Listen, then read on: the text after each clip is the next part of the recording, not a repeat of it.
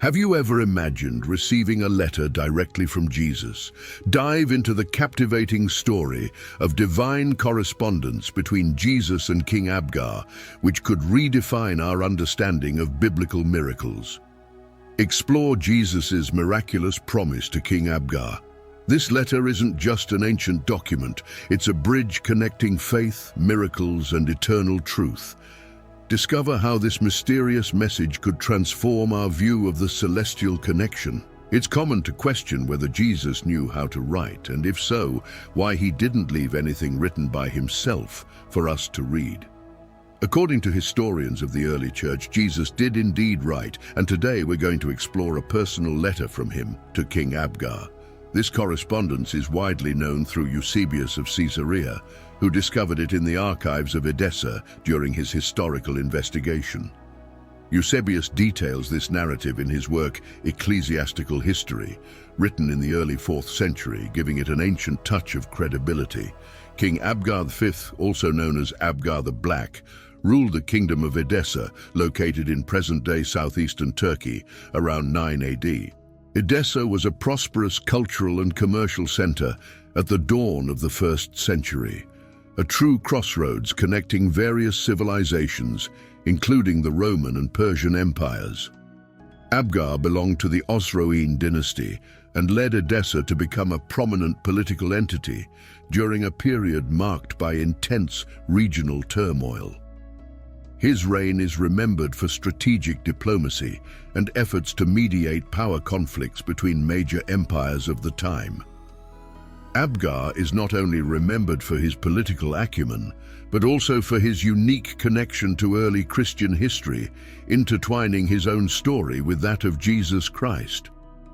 The king suffered from a chronic and debilitating illness. While descriptions of his condition vary, it is agreed that the condition was severe and no local physician could provide relief. It was during this period of intense suffering that Abgar heard of Jesus of Nazareth, whose reputation as a healer had spread far beyond the borders of Judea. The narratives about Jesus that reached the king were filled with extraordinary feats, such as restoring sight to the blind, enabling the paralyzed to walk, and completely healing the sick. These accounts sparked a mix of hope and curiosity in Abgar.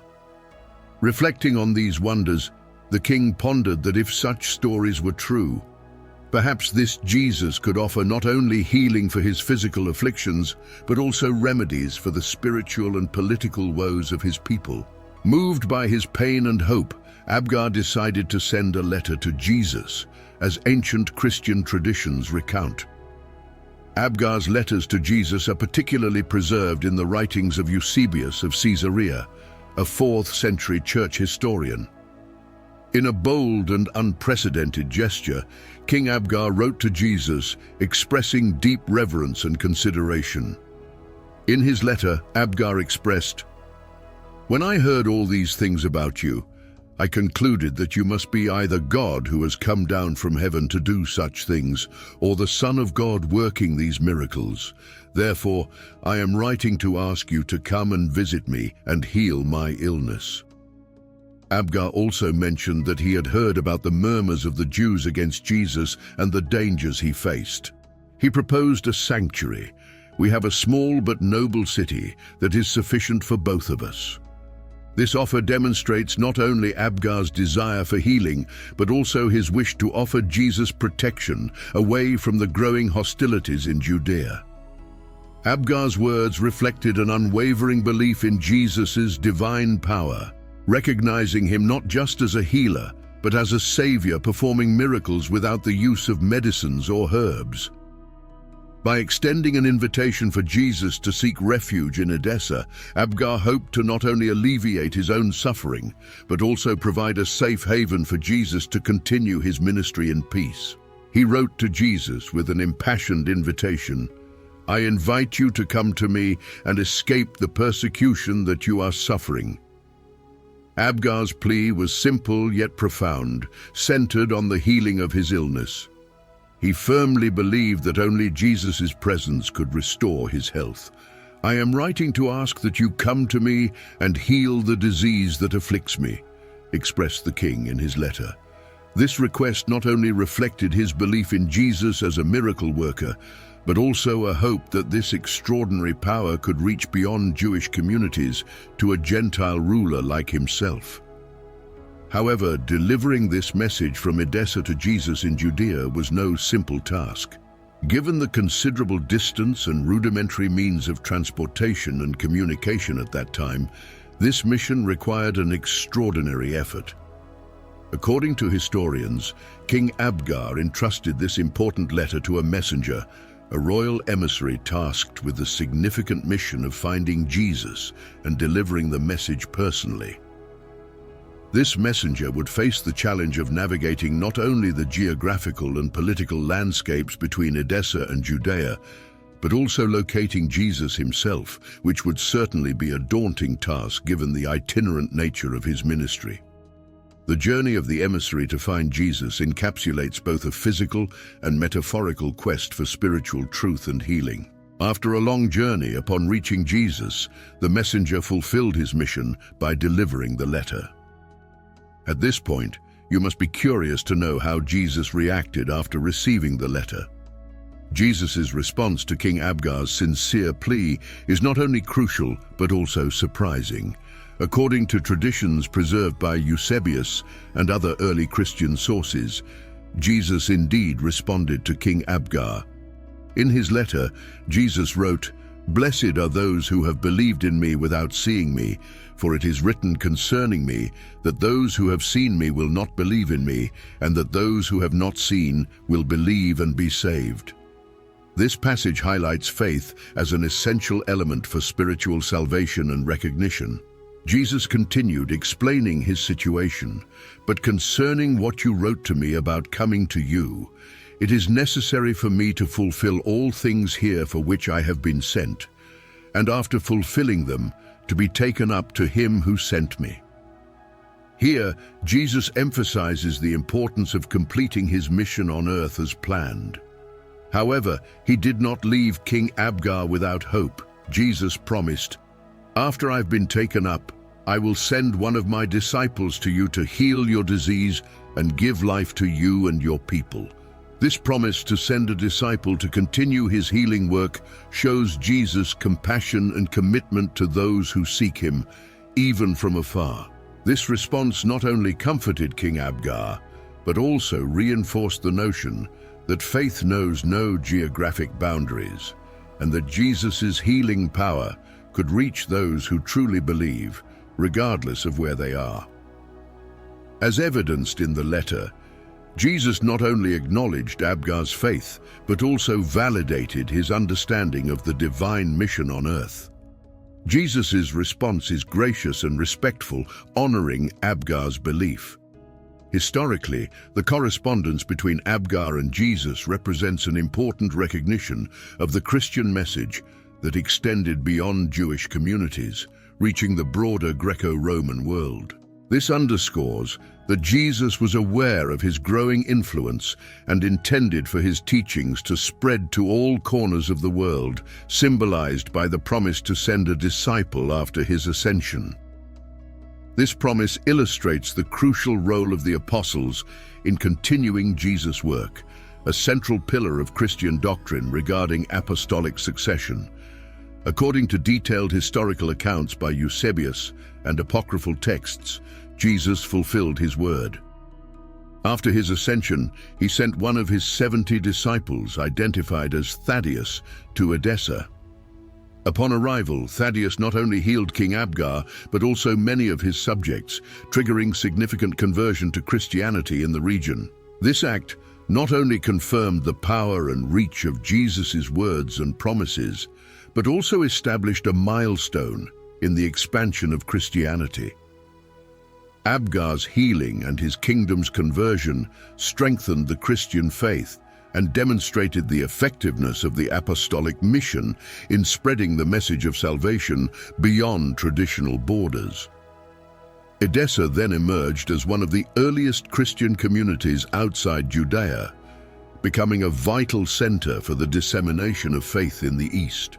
According to later accounts, Thaddeus not only brought teachings and healings, but also a cloth with the image of Christ's face, miraculously created when Jesus pressed a towel against his face. This image, known as the Holy Face of Edessa, became a deeply revered icon, believed to have protective powers and serving as a focal point of veneration. The exchange between King Abgar and Jesus highlights central themes such as faith, divine mission, and the universal reach of Jesus' message. It reinforces the belief that salvation through Jesus was available to all humanity, transcending ethnic and geographic boundaries.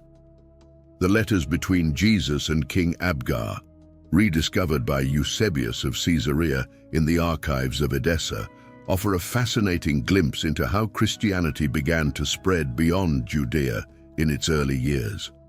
These narratives not only enrich our understanding of early Christian history, but also serve as a reminder of the power of faith and the lasting impact of acts of belief and conviction.